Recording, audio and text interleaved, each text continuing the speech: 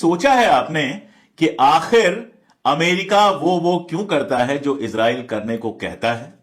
कभी सोचा है आपने कि अमेरिका हथियार भी देता है, अमेरिका इंटरनेशनल फोरम चाहे वो यूएन हो या बाकी सारी जगह हो, हर जगह पर इजराइल को सपोर्ट भी करता है। बदले में इजराइल कोई जरूरी नहीं है कि हर बार अमेरिका की बात माने, ज्यादातर बातें वो नहीं मानता है। कभी सोचा है आपने आखिर क्या वजह है?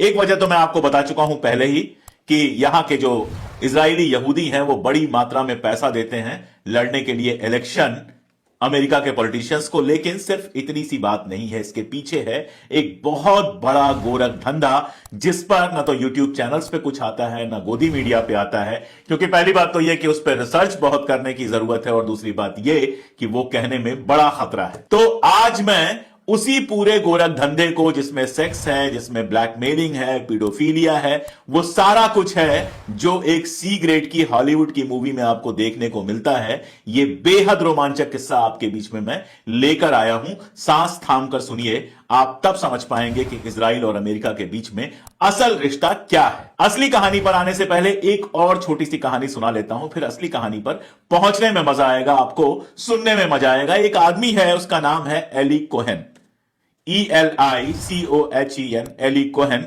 इसका नाम एलन कोहेन भी मिलता है। इस नाम को आप गूगल पे सर्च कीजिएगा तो इसकी कहानी मिलेगी आपको। यह इजराइल का एक जासूस है जो मोसाद के लिए काम करता है, जो इजराइल की जासूसी एजेंसी है। यह बंदा इजिप्ट में था और इजिप्ट में इसने उन ठिकानों पर बम गिराने में मदद की, पूरी प्लानिंग की जो यूएस के ठिकाने थे। यानी इसने इजिप्ट में यूएस के जो ठिकाने थे, यूएस के जो बिजनेस के जगह थी और बाकी सारी जगह थी, उन पर बम गिरवाए और आरोप यह लगवाया कि इजिप्ट जो है, मिस्र जो है, वो अमेरिका के संस्थानों को नष्ट कर रहा है। पूरा खेल समझ रहे हैं आप? इजराइल किसी भी तरह अरब कंट्रीज पर अपना दबाव चाहता है। वो चाहता है कि अरब कंट्रीज को लगातार अमेरिका हमला करता रहे, डराता धमकाता रहे, ताकि उस इलाके में इजराइल का पावर बना रहे। तो उसके जासूस ने इजिप्ट में अमेरिकन ठिकानों को निशाना बनाया और कोशिश की कि आरोप इजिप्ट के ऊपर लग जाए। पकड़ा गया तो इजिप्ट ने अपने हाथ से निकाल दिया। इजिप्ट इसको सजा देना चाहता था लेकिन नहीं दे पाया, अपने हाथ से निकाल दिया। निकालने के बाद यह पहुंचा सीरिया और सीरिया में भी ऐसी ही हरकतें करता रहा। सीरिया में इसको गिरफ्तार किया गया। जब गिरफ्तार किया गया और पूरी जांच चली तो मालूम क्या हुआ कि यह शराब, वैश्या, इन सारी चीजों का जितना उपयोग हो सकता है वो करता था। वहां के जो भ्रष्ट नेता थे उनको शराब पहुंचाता था, औरतें पहुंचाता था, उनसे सूचनाएं निकलवाकर भेजता था इजराइल में। बहुत कोशिश हुई कि उसको छुड़ा लिया जाए। आप आश्चर्य करेंगे कि अमेरिका के पॉलिटिशियन से लेके पोप, जो सबसे बड़े धर्मगुरु हैं ईसाई धर्म के, उन्होंने भी कोशिश की कि एली कोहेन को किसी तरह से बचाकर इजराइल पहुंचा दिया जाए, लेकिन यह मुमकिन नहीं हुआ। फाइनली सीरिया ने उसको फांसी दे दी। यह किस्सा मैंने आपको इसलिए बताया कि इजराइल और मोसाद किस तरह से पूरी दुनिया में इस तरह की हरकतें करते हैं। जैसे जैसे मैं आगे बढ़ूंगा आपके समझ में आएगा कि इन हरकतों का वॉल्यूम कितना है, ये हरकतें किस लेवल तक होती हैं। ऐसे ही एक दूसरा जासूस है मोसाद का, जोनाथन पोलार्ड। इसका भी नाम जब आप गूगल पे सर्च करेंगे तो बहुत सारी डिटेल्स मिलेंगी। अमेरिका में था ये और अमेरिका में इजरायली हितों के लिए काम करता था। अमेरिका की बहुत सारी जासूसी किया था, जिसके चलते इसको अमेरिका से बाहर निकाला गया। ये तो आधी कहानी है। जब ये इजराइल में अपनी दूसरी पत्नी के साथ आता है प्राइवेट प्लेन से, तो उसका स्वागत करने के लिए कौन जाता है? Benjamin Netanyahu. ये वीडियो आप देखिए किस तरह से बेंजामिन नेतन्याहू जोनाथन पोलार्ड का स्वागत कर रहा है। वो जोनाथन पोलार्ड जो अमेरिका में इजराइल के लिए जासूसी करता था। अब आप सोच के देखिए, मान लीजिए कि अमेरिका में कोई हिंदुस्तानी जासूस पकड़ा जाए जो हिंदुस्तानी सरकार के लिए काम करता हो। अभी पकड़े भी गए थे तो अमेरिका क्या करता है? पूरी दुनिया में बवाल मचा देता है, उसको गिरफ्तार कर लेता है, सरकार के ऊपर दबाव बनाता है, वगैरह वगैरह। लेकिन जोनाथन पोलार्ड नाम का यह जासूस जब पकड़ा गया तो अमेरिका ने उसको इजराइल को सौंप दिया। इजराइल में नेतन्याहू उसका स्वागत करता है, लेकिन उस नेतन्याहू को कुछ भी कहने की हिम्मत अमेरिका की नहीं पड़ती है। इसका राज क्या है? इसका राज समझने के लिए आपको एक और आदमी की कहानी समझनी पड़ेगी जो आजकल इंटरनेशनल मीडिया में बहुत ज्यादा चर्चित है, जेफरी एप्स्टीन। जेफरी एप्स्टीन 6 अगस्त 2019 को जेल में मरा हुआ पाया गया। जेफरी एप्स्टीन एक ऐसा मजेदार कैरेक्टर है जिसने कॉलेज की डिग्री नहीं ली थी, लेकिन एक कॉलेज में टीचर के रूप में अपना कैरियर शुरू किया, फिर उसको कॉलेज से निकाल दिया गया, फिर वो बैंकिंग में चला गया। लंबी कहानी में नहीं जाऊंगा, शॉर्ट में ये बताऊं कि वो अमेरिका के सबसे ज्यादा रईस लोगों में से था, जिसके पास वर्जिन आइलैंड में अपना एक निजी आइलैंड था। आप कहेंगे कि भाई वर्जिन आइलैंड में अगर उसके पास निजी आइलैंड था तो इसमें बुरा क्या है? बुरा कुछ भी नहीं है। बुरा सिर्फ इतना है कि वो पीडोफाइल था, यानी छोटे बच्चों के साथ, 18 साल से कम उम्र के बच्चों के साथ वो ऐसी हरकतें करता था। आप कहेंगे ठीक है, अपराधी था, उसका क्या मतलब? मतलब यह है कि वो जो वर्जिन आइलैंड पर इसका प्राइवेट आइलैंड था, वहां पर जो लोग जाते थे और जिनको ये लड़कियां या कम उम्र के बच्चे मुहैया कराता था, उसकी लिस्ट आप देखेंगे तो आपका दिमाग घूम जाएगा। उसकी लिस्ट में बिल क्लिंटन है।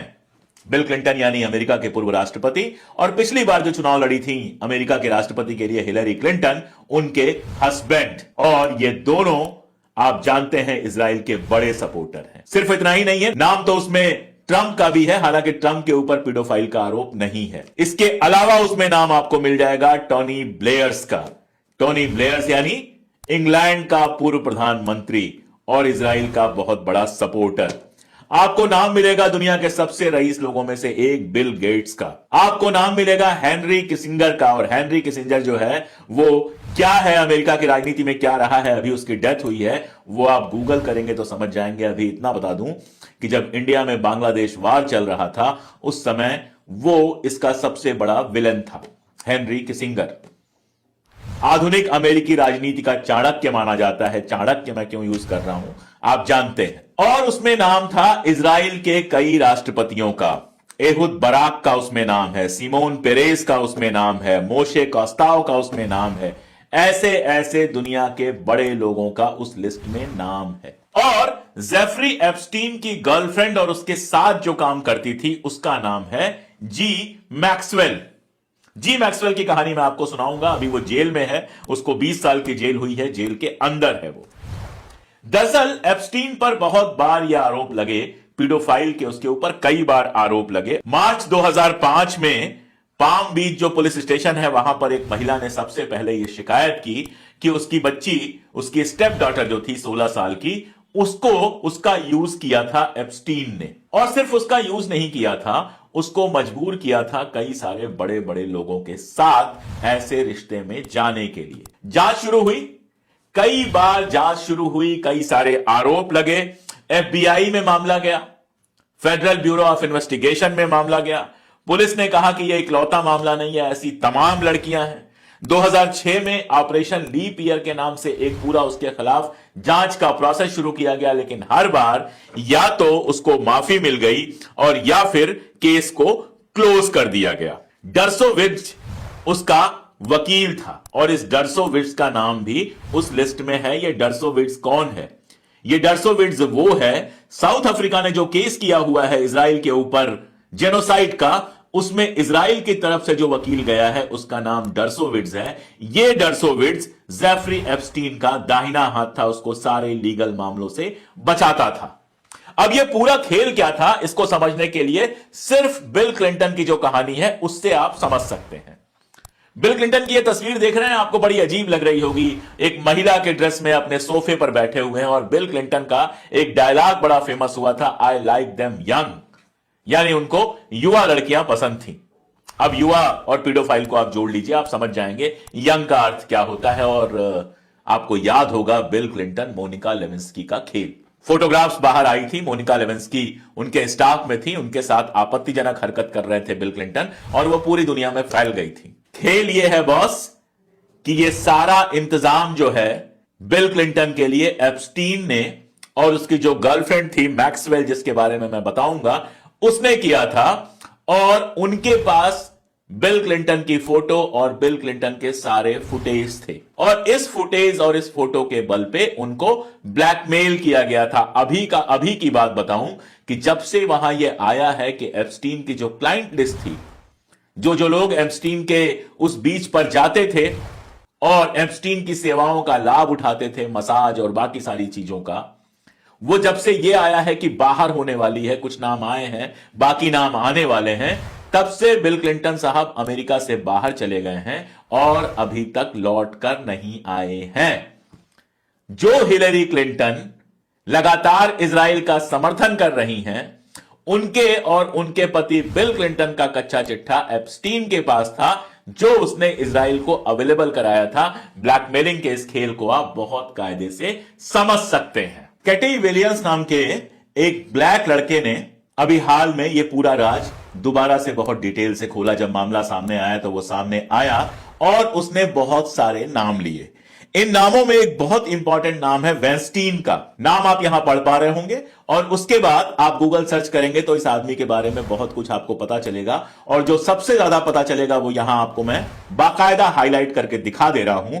वो ये जो वेंस्टीन है, इनकी तारीफ करते हुए 8 नवंबर 2023 8 ऑफ नवंबर 2013 को मिशेल ओबामा यानी ओबामा की पत्नी कहती हैं, He is a wonderful human being, a good friend and a powerhouse.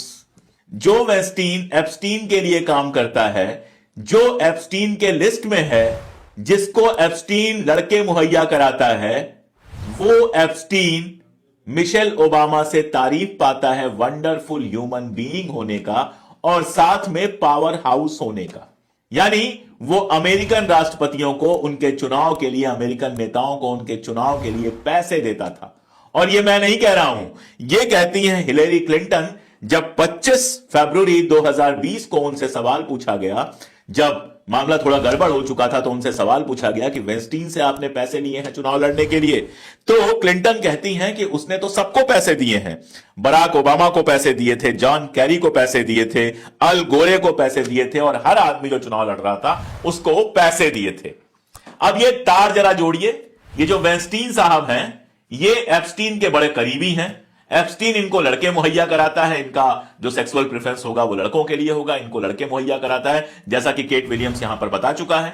और वही वेस्टीन डेमोक्रेटिक पार्टी के सारे कैंडिडेट्स को, चाहे वो बराक ओबामा हो, चाहे वो अल गोर हो, चाहे वो हिलेरी क्लिंटन हो, इन सबको पैसे उपलब्ध कराता है चुनाव लड़ने के लिए, जिसको मिशेल ओबामा कहती हैं पावर हाउस है। यानी वहां से पावर सप्लाई होती है, डॉलर्स की पावर सप्लाई होती है ताकि ये चुनाव लड़ सकें। ये पूरा मकड़जाला आप समझ रहे हैं, बहुत सीधा मकड़जाला है कि एप्स्टीन, जिसके ऊपर आरोप है कि वो मोसाद के लिए काम करता था, वो बाकायदा एक सेक्स रैकेट चलाता है अपने प्राइवेट बीच पर, जहां अमेरिका के बड़े बड़े नेताओं को वो लड़कियां और लड़के सप्लाई करता है। और वहां पर जब सब कुछ होता है तो उसकी जो प्रेमिका है मैक्सवेल, वो ये सारा कुछ रिकॉर्ड करती है और रिकॉर्ड करके वो इजराइल के नेताओं को दे दिया जाता है ताकि इजराइल के नेता उसका उपयोग कर सकें अमेरिका के नेताओं को ब्लैकमेल करने के लिए। और ये मैक्सवेल कौन है? इस मैक्सवेल का जो पिता था रॉबर्ट मैक्सवेल, जो इंग्लैंड का था, उसके ऊपर आरोप है कि वो मोसाद के लिए काम करता था। अब रॉबर्ट मैक्सवेल मोसाद के लिए काम करता था। रॉबर्ट मैक्सवेल का लॉयर कौन था? वो था सैमुअल पिसेर। सैमुअल पिसेर मोसाद के लिए काम करने वाले रॉबर्ट मैक्सवेल का वकील है। और सैमुअल पिसेर के सौतेले बेटे का नाम है एंटनी ब्लिंकन, जो अमेरिका का सेक्रेटरी ऑफ स्टेट है और जो बिडेन के साथ जो सबसे बड़ा समर्थक है इजराइल का। और नीचे अगर आप आएंगे तो इसी रॉबर्ट मैक्सवेल की जो बेटी है वो जी मैक्सवेल है, जो जेफरी एप्स्टीन की प्रेमिका और उसके साथ काम करने वाली है। जो जेफरी एप्स्टीन फिर से मोसाद का एजेंट है, जो अपने प्राइवेट बीच पर एक से एक बड़े अमेरिकन नेताओं और पैसे वालों को लड़कियां और लड़के सप्लाई करता है और उसके वीडियोस बनाकर उनका उपयोग होता है। ऐसा आरोप है कि उनका उपयोग होता है अमेरिका के नेताओं को ब्लैकमेल करने के लिए। तो ये पूरा खेल आप समझ रहे हैं, पूरा खेल बड़ा सिंपल है। मैंने कहा था आपसे कि हॉलीवुड की सी ग्रेड की मूवीज की तरह पूरा खेल है। जेफरी एप्स्टीन के पास लाखों करोड़ों अरबों हैं, उसके पास प्राइवेट बीच है जहां पर गड़बड़ झाला होता है, धंधा होता है, लड़कियां लड़के सप्लाई किए जाते हैं। वहां पर अमेरिका के रईसों को और साथ में अमेरिका के बड़े बड़े पॉलिटिशियंस को यह सारा कुछ सप्लाई किया जाता है। फिर आपत्तिजनक जब उनकी हालत होती है उस समय फोटो खींच लिए जाते हैं, वीडियो बना लिए जाते हैं, ये इजराइल के सुपुर्द कर दिए जाते हैं और इजराइल इसका किस लिए उपयोग करता है, यह बात अब आपके समझ में आ गई होगी। तो ये जो पूरा खेल है, एप्स्टीन का मामला बताता है कि इस खेल में पैसा भी इन्वॉल्व है, सेक्स भी इन्वॉल्व है, वो सब कुछ इन्वॉल्व है जिसको इंटरनेशनल पॉलिटिक्स में ही नहीं आम जिंदगी में भी अनैतिक कहते हैं। यह पूरा का पूरा खेल है जिसकी वजह से अमेरिका इजराइल के मामले में एक लफ्ज बोलने को तैयार नहीं है, जिसकी वजह से इजराइल ने इतना कुछ कर दिया गजा पट्टी में, लेकिन अमेरिका खामोश नहीं बैठा हुआ है बल्कि उसको सपोर्ट कर रहा है, जिसकी वजह से अमेरिका यमन पर हमला करने को तैयार है, सीरिया पर हमला करने को तैयार है। उधर इराक में आरोप लगा है कि इराक के ऊपर उसने हमला किया है, ईरान को लड़ाई में खींचना चाहता है, पूरी दुनिया को एक जंग में धकेल देना चाहता है अमेरिका, और इसके पीछे है इजराइल के साथ उसके, मैं सीधे कहूंगा, अवैध संबंध। इजराइल ने, हालत यह है कि इजराइल के जो जासूस हैं वहां पर, मैंने आपको बताया कि अमेरिका उनके खिलाफ कुछ नहीं कर पाता है। जब आपके फोटोग्राफ्स होंगे, जब आपकी सीडी होगी और जब आपने लाखों करोड़ों अरबों लिए होंगे चुनाव के लिए, तो आपके मुंह में जबान कहां से आएगी? यही वजह है कि अमेरिका की जनता तो सड़कों पर आकर सीधे सीधे फलस्तीन को सपोर्ट कर रही है, लेकिन अमेरिका के जो नेता हैं, जो हुक्मरान हैं, वो एक लफ्ज बोलने को तैयार नहीं है इजराइल के खिलाफ। तो ये वीडियो देखने के बाद जेफरी एप्स्टीन को एक बार गूगल पे सर्च कीजिएगा, जी मैक्सवेल को गूगल पे सर्च कीजिएगा, और तब आप समझ पाएंगे कि कितना बड़ा खेल चल रहा है हमारी आंखों के सामने, जो हमें दिखाया नहीं जा रहा है। ना कोई गोदी मीडिया दिखाएगा, ना अमेरिका का गोदी मीडिया दिखाएगा, ना हिंदुस्तान का गोदी मीडिया दिखाएगा।